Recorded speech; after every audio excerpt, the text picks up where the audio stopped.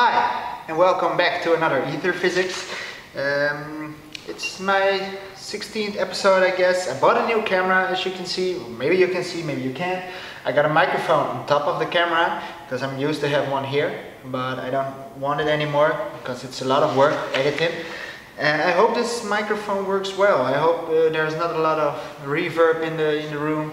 But yeah, so today I wanted to talk about another work of Walter Russell, because it seems that people like it when I talk about Walter Russell, because Walter Russell is a very interesting man who made a special, an interesting, well, how do you call it? An interesting model of the universe. He called it a new model of the universe, I guess. I printed out this paper. You might be familiar with it. Hello, focus, focus, focus. It's a drawing. I'm just gonna read from it right now. So he says that all direction is curved and all motion is spiral. So that's a weird claim.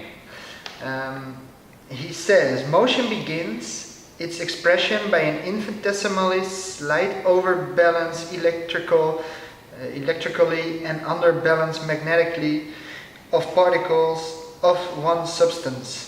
So he's talking about a rotation in the ether, I guess, because he drew a spiral, and he says that there is a charging and a discharging and an expanding centrifugal orbit of radiation, and we have a contracting centripetal orbit of generation. Okay, and he calls the centrifugal, he calls that magnetic, and the centripetal electric. Interesting instruction, I guess. So a very important thing about this is the difference between centripetal and centrifugal forces, and I think I'm gonna explain that this time. The difference between the centripetal and the centrifugal forces. So let's start with erasing the board, because this from last episode, it wasn't a Æther physics episode, as you're all known. It was an Æther physics episode where I mainly focused on the works of James Clerk Maxwell, because I was inspired a lot by him, and I think a lot of other people were. So let's start removing.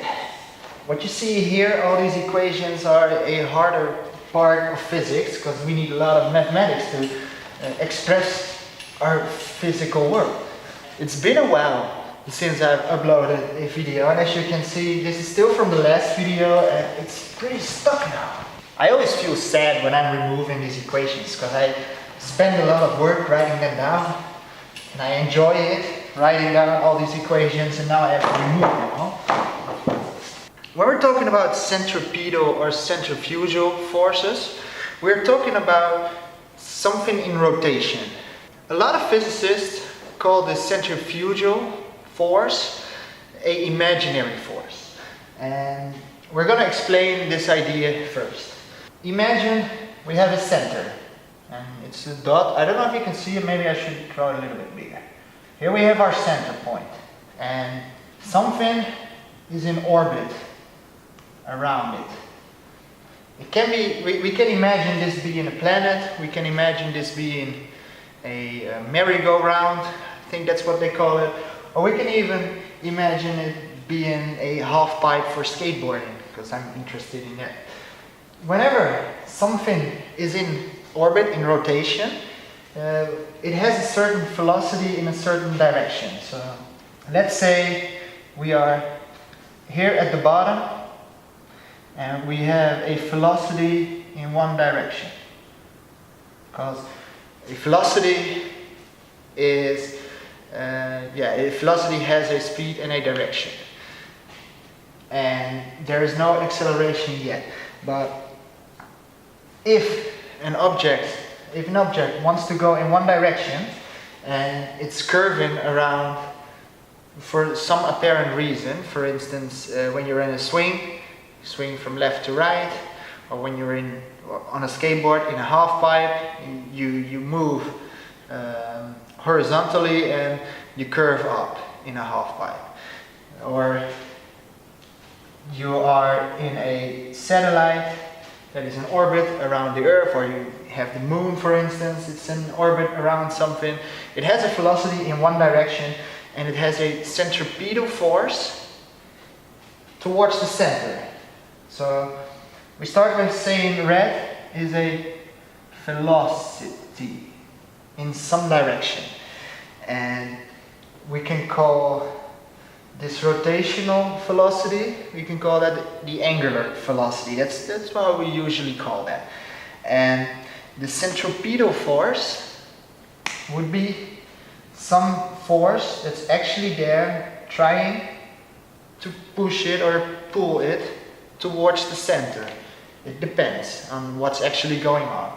So when you're, for instance, when we for instance have the moon has a pulling force, we can call it a force, it's the gravity, and gravity is pulling it towards the center of the Earth. And it's the velocity in a certain direction times this centripetal force that makes it in orbit. If something is actually moving in a certain direction, it's getting pulled with an acceleration towards the center, you have the feeling that there is a force going outwards.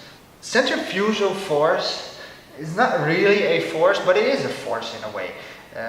It depends on the frame of reference. So it depends on who has no motion, the inertial reference frame, and the reference frame in motion.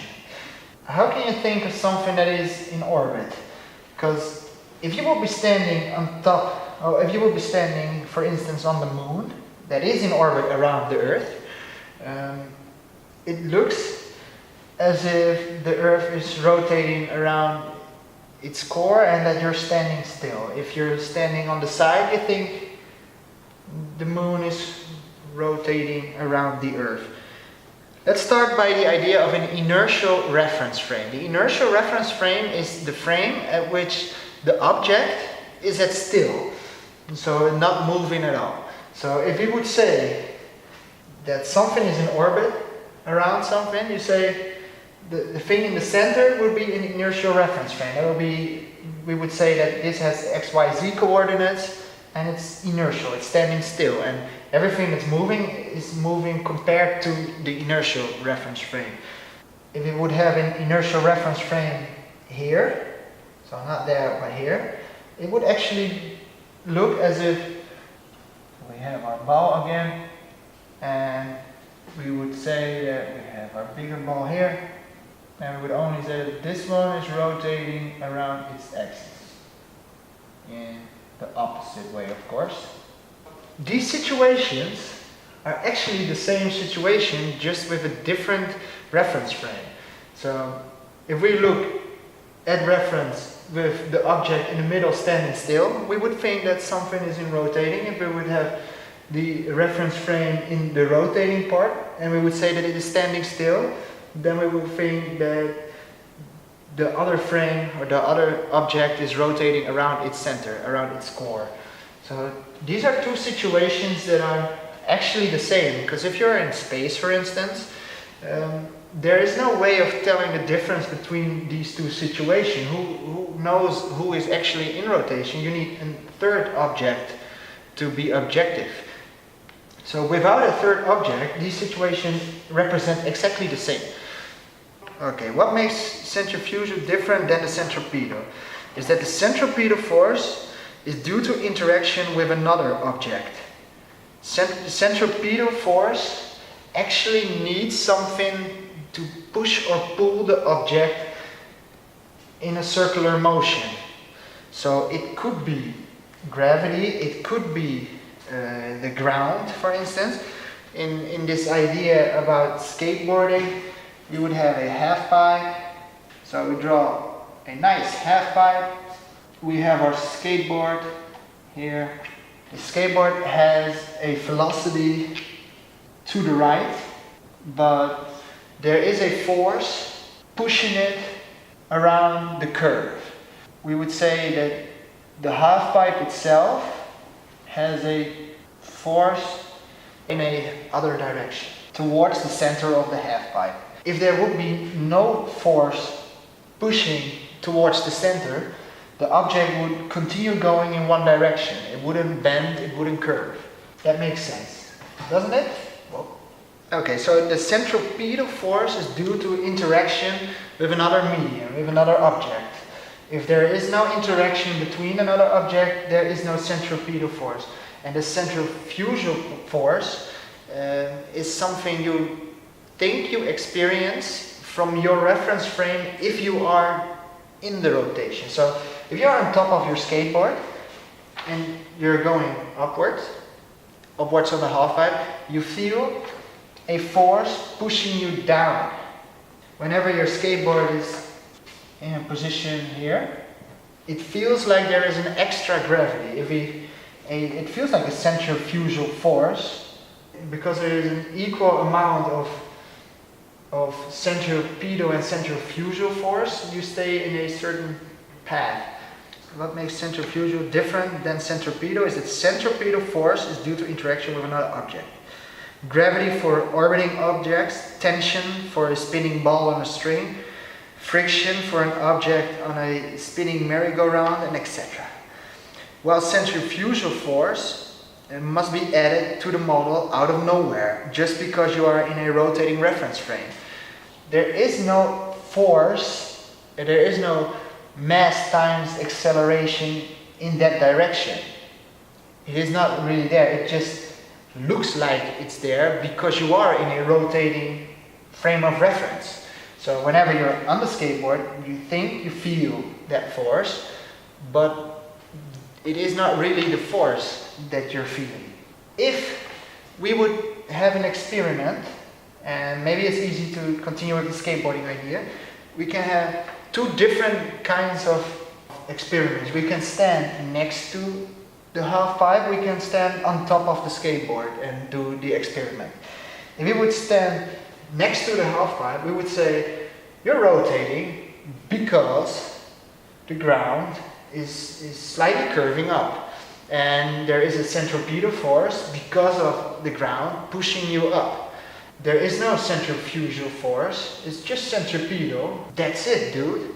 That's what you would say. And if you would be on a skateboard, you would be like, okay, I'm just standing still, and for some reason I feel a push downwards, but the push is because of the curvature. Okay, the centripetal force is a real force that causes the object to move in a circular path or curved path that points to the center of the circle of curvature respectively.